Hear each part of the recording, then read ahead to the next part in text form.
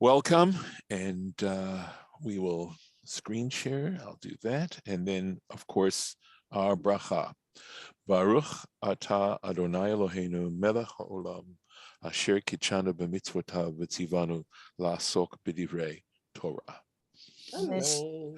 Thank you. So we had still been looking at, how Moses assembles all the people, everyone, right? Everyone. And to bring them into this covenant and for them to accept this covenant. And so Rashi was explaining some of the phrasing wasn't very easy to understand, and Rashi was helping us understand the phrasing of this passage. And now Rashi, on occasion, he does this, and it's lovely. So he says, I love it when Rashi sort of makes a little personal note to us. So here Rashi is saying something personal to us. And he says, Adkan, up to this point, pirashti lefi pshuto. I've just been explaining it according to its straight interpretation. I could say simple interpretation because pashut does mean that, but unfortunately, as you get older, it seems like nothing is simple. But I suppose it means, it's literal interpretation. Shel parsha, of this portion of this paragraph. Umidrash agada, and an agadic midrashic interpretation is this. He's going to share with us a midrashic interpretation that he feels is precious, and he tells us that the source is the Tanhuma. I told you that is an agadic midrash as opposed to a halachic midrash, and that means it sort of talks about theology is the best way. I think Steinsaltz was the way how he interpreted midrash, because it definitely talks about approaches to the divine, right? Or how the divine operates, things like that. It's much more literary. Here goes. Lama nismacha parshat atem nitzavim laklalot. Okay. Why did the parsha of Nitzavim, why does it follow the parsha that has these curses in Ki Tavo? Right? What's the connection? What connection is there? The fi, why? Because Sheshamu Yisrael, because the Israelites, the Jewish people, heard 100 curses minus 2. They heard 98 curses. Chutz mimem tet shebetorat kohanim, besides the 49 in Leviticus. Torat Kohanim is another name for Leviticus. Means, of course, the Torah of the priests, because it contains so many laws regarding sacrifices, etc. So when they heard all these curses, horiku pneihem, their faces fell. I mean, it means their faces emptied, right? They got pale, they got scared. Va'amru, and they thought, mi yuchal la'amod be'elu. Is it possible to hold up with all these curses? Who's going to be able to stand in the face of all these curses? Hitchil Moshe lefaisam. So Moses began to console them. Atem nitzavim hayom. He says, you are standing today. You're here. Okay. You're assembled. You're gathered today. And this is the parenthetical meaning. Harbe hichastem lamakom. There are plenty of occasions when you ticked off the Almighty, when you did things to anger the Almighty. V'lo aseh atchem klaya, but he didn't destroy you. He didn't destroy you. V'harei atem kayamim lefanav, and look, behold, you are standing, you are existing before him. So that's why the one parsha, why it starts off atem nitzavim. You are Nitzavim, right? Hayom, today. And this is from Sanhedrin, Tractate Sanhedrin 112, the B side of the page.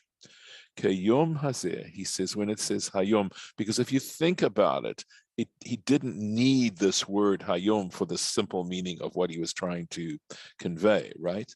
So what does the word Hayom come to include? Kayom hazeh, just like today, like the day, shehu kayam, which is existing. Vehu, continuing, ma'apil umeir, and it grows dark and it grows light. Kach ha'ir lachem.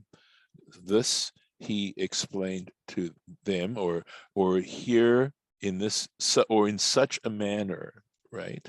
In such a manner, he has caused light to shine upon you. V'chach atid l'ha'ir lachem. And in the future, he will cause light to shine upon you, just as the day is shining on you right now. V'haklalot, this was something to think about because I'm not sure I fully grasp what he's trying to say here.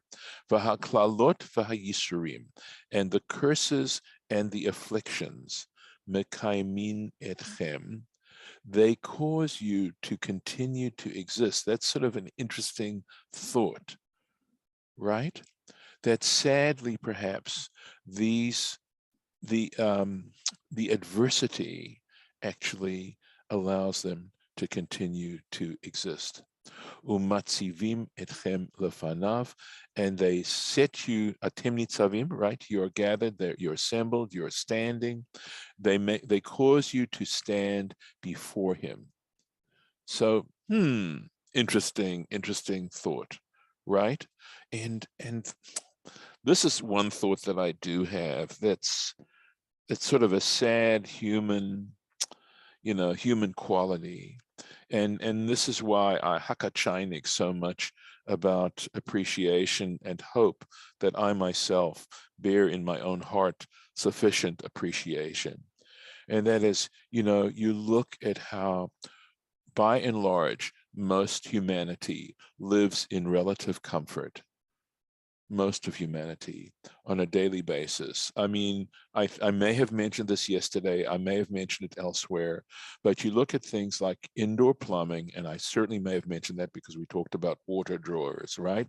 You look at electricity, you look at automobiles, you look at the washing machine, you look at dishwashers, you look at things that have come to help us so much, try to have pleasant lives. And how much do we appreciate it? And some time ago, and I'm sure I'm not the one who came up with this originally, but it did occur to me, and that is, today's luxury is tomorrow's necessity. And instead of appreciating these things, do we really appreciate every time we go and turn on a faucet and we get hot water as well? Hot and cold running water. How much do we really appreciate it? How much do we really thank, God? And my mom used to have this proverb in Yiddish that says, when is the beggar happy? When he loses what he has. Oh, sorry, when he finds what he lost. That's what it is. Sorry, right? When is the beggar happy? When he finds the item he's lost. And it's only when we lose these things, right? When the plumbing doesn't work, when the toilet doesn't flush, right? When the hot water heater goes out, all these sorts of things, right? Do we appreciate how much they contribute to our comfort? And applying this to this, okay? So you could say that these klalot and these yisurim are those moments when we no longer have the things that we take for granted. And it's in that sense that it might awaken in us a certain amount of appreciation. And the way in which people are abandoning religion in such a wholesale kind of way. I mean, I think that there are a lot, it's belief in a divine creator is perhaps the bedrock of it all. But the moment you stop and walk away from this, you're going to wind up with a God willy-nilly, okay? You're going to it's going to be something that your mind is going to try and use to make sense of life. And if it isn't a divine creator, it's going to be something else. And we've talked already about the possibility of, worshiping ourselves, humanism, right? So, just as you can see, this generated a lot of thinking on my part, trying to figure out what Rashi was trying to say. Okay, let's go here. Here we go, another one. So let me make sure. Okay, we just had this. Okay, v'af haparsha shelamala mizu piusim heim. Right. So he says we'd have to go to the previous parsha of Ki Tavo to the end of it, and it says piusim heim. It is also there are also words of consolation in that previous parsha, and this is it. Atem reitim et kol asher v'gomer. You saw all that God did for you in your wanderings in the desert. Davar acher. So another interpretation. Atem nitzavim. You are gathered, you are assembled. Why? Lefi shahayu Yisrael yotzim miparnas leparmas, because this was a transitional moment. That's essentially what this is saying. Literally, it says, because the Israelites were coming out of one leader to another leader. In other words, they were transferring power. They were in a transitional moment. Mi Moshe leYehoshua. They were going to be transitioning from Moses' leadership to Joshua's leadership. Lefichach asa, and for this reason, asa otam matseva. So this is interesting. He says, for that reason, he gathered them together in a general assembly. So, and of course, general assembly means, not specific people. It's everyone, right? Kedei lezarzam, in order to encourage them. V'chein asa Yehoshua, and you see that when Joshua was ready to release his power, that similarly Joshua did it. V'chein Shmuel, and likewise Samuel, and he gives you the reference, first book of Samuel, chapter 12. Hitiatzvu v'ishavta'echem. This is the words from Samuel, right? This is a quotation from the book of Samuel. So hitiatzvu, gather together, okay, stand around, and I will judge you, is what it means. And you have to look at the book of Samuel to see what he has to say to them in terms of that judgment. Ukeshiatsu miyado v'nichnas liyado shel Shaul. And when they left Samuel, this was when they left Samuel's jurisdiction, his leadership. And again, the word yad has to do with control, right? V'nichnasu liyado shel Shaul. And they entered into Saul's leadership when Saul became king. And when I looked it up to see this Nitzavim, right? It's from a root yatsav, right? To stand, and it also has the idea of to be firm. This is my note in what page of the Jastro. The J is for Jastro Dictionary, 588a. And the reason for that, let me see if I can, I'm going to stop this share and show you. I'm going to see if I can show you a copy of the Jastro Dictionary. See this, see if I can find it.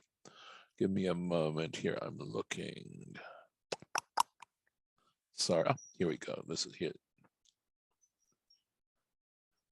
Here's a picture of the Jastro Dictionary. So this is what the Jastro Dictionary looks online. I'm very grateful that they have it online, but so there's an A side, so A means it's on this column, and B means it's on this column, just to help you find. So just to have a reference for the translation that I had. So we'll go into the original share.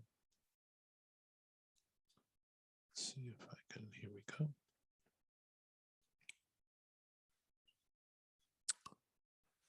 Okay, let's see what else we have. I think this will be the next sentence from the Rashi. Yes. So let's go back and make sure. Yes, there's some beautiful stuff coming up here. Okay. Right, I wanted to find where we entered in on the text itself. So we're right here, Yud Gimel. This is something, again, whenever I read these things, as I mentioned to you, I think of my father, my late father. Velo itchem levadchem. not alone with you, not levadchem, alone, itchem, with you, lo, no. Not with you alone, anochi koret et habrit hazot, do I establish this covenant, et ha'ala azot, and this curse. Let's see if we have anything here. I don't see anything. Yes. Ki et asher yeshno po, but those who are with us, yeshno, who are here, po, right, who are here, imanut, with us, omed hayom, standing together today, excuse me, and lifnei Hashem Elokeinu, before the Lord our God, ve'et asher einenu po imanu hayom, and those who are not with us today. So, of course, this is a beautiful and literary way of Moses saying that what we are reading applies to us just as it did back then. That this is an everlasting covenant. Here we go, Rashi. Ve'et asher einenu po, and those who are not here. Va'af im dorot ha'atitim liot, meaning, and even with the generations that are yet to come. Ki atem yidatem, et asher yashavnu be'eretz Mitzrayim, because you know how we dwelt in the land of Egypt, ve'et asher avarnu bekerev hagoyim, and how we passed through in the midst of nations, asher avartem, through which you have passed. Rashi, ki atem yidatem, for you know, you experienced, right, etc. Lefi sheri'item ha'umot, okay, and since you saw these other nations, v'shema hisi lev echad mikem, okay, oto, and if there was a possibility that one of you were tempted, I'm interpolating the words here, okay, but it means in a sense is your heart became haughty, something like that, lalechet acharehem, to follow them. In other words, we went through these various pagan nations, and perhaps, you know, there's some amongst you who were impressed by their pagan beliefs, etc., and there's someone out there who thinks that, who wants to take on those beliefs. Here we go, you'll see. V'tir'u et shikutzehem, and you saw their detestable things, ve'et gilulehem, likewise, right? It's another word of an insulting word about their idols. Eitz, wood, ve'evan, and stone, ve'kesef, and silver, ve'zahav, and gold, asher imahem, which are with them. So here we go. V'tir'u et shikutzehem, and you saw their detestable objects. Al she sastem meusim keshe. I want to make sure. I'm sorry. Make sure. She. I'm sorry. Oh, sorry. This is two words. It looks like one word, and not only that, this is a mem. Al shem shehem meusim keshkatzim. The reason why they're called shikutzehem is because they are disgusting, right? Like detestable objects. Ilulehem.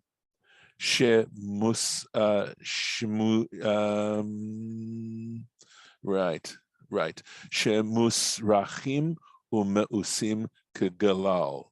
They're called gilulehem because they stink, right? They stink, and again are, you know, something that you don't want to have. They disgust you, right? Like feces, like feces. Eitz doesn't pull back words here, right? Doesn't pull punches. Eitz va'evan, wood and stone, otan shel eitzim v'shel avanim. You saw them made out of wood or out of stone. Re'itim begalui. You saw quite clearly. So those ones you saw out in the open, because the idolaters aren't afraid, Shema Yignavu, that somebody is going to steal them. Aval shel kesef v'zahav, but those idols that are made out of silver and gold, imahim, they are with them. So look at this. Notice, right? Eitz va'evan and kesef v'zahav asher imahim. So he's saying this asher imahim refers to kesef v'zahav, right? Which were with them. In other words, they were. Let me make sure I've got the place. Right. Bechadrei maskitam. So I think they are maskitam haim. They are in their, I believe, in their temples, something like that, right? Lefi shehem yiraem shema yignavu. That because they're afraid that they will be stolen. In other words, I'm going to have to think that that this mashkitam has something to do with something locked up. Okay, but I think you get the general gist of this, and of course the implied argument against idolatry, that it just doesn't make sense. That here you're worshiping something that you think is the source of your salvation, right? But you're afraid someone's going to steal it. So it hardly can protect itself. So let's keep going. All right. Let me stop here and mark the place. Let's see if this will work. No, I don't think that's work. Okay, never mind.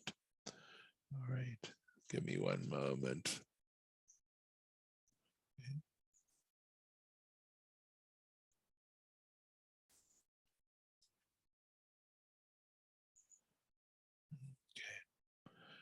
All right, and I'll stop the share and hope that some of you have something you'd like to share yourselves. Okay. Again, like to invite you to comment if you have any thoughts about what we're reading right now. Nope, nothing? Yes, I do. Okay. I don't understand. He's talking to the children of the original people that passed away after 40 years. He said, you didn't, actually, they didn't see what went on in Egypt because the original people disobeyed God and didn't go into Israel when he said go.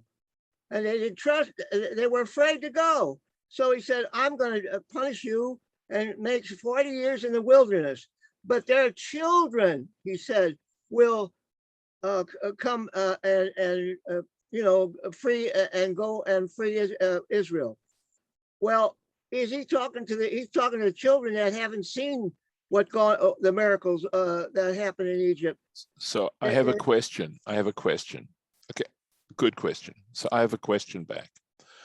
How old were, when they were counted, how old were they? That the people that were counted in the census? The first census? Yes, the first census. Oh, wow, I don't know. 20 years old and up. 20 years old and up. 20, that's right, 20 years old. That was the group of people that were told they were not going to enter the land of Canaan. Correct. All right. Right. So not the children. So right. Yeah. So right. Let me ask you a question. So a 19-year-old could well have seen what happened in Egypt. Do you think a 19-year-old would remember?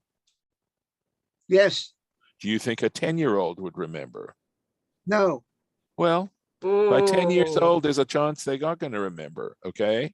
5-year-old, maybe not. But there were plenty of people, certainly between the ages of, I would say, 7 and 20, who might well remember what happened in Egypt. So there'd be a whole population that were people who were now 47, 45, 46 years old and had also experienced going through, wandering through the wilderness and everything that Moses said. So that's the answer to the question. Golda? Yeah, did it say you remember or see it, or Yes. did it say Yodea, which is no? Well, or which could have been understand. told a Yes. story, told the That's story, true. etc. Right. It says to So a understand. little of both, I'm thinking, Yes. because 40 years takes, a Right. lot of people into the 20-year-old group Right. who hadn't seen it. Exactly. So does that answer your question, Harlan? Yeah. Okay. that does. I'm going you. to stop the recording now and thank those who are following us.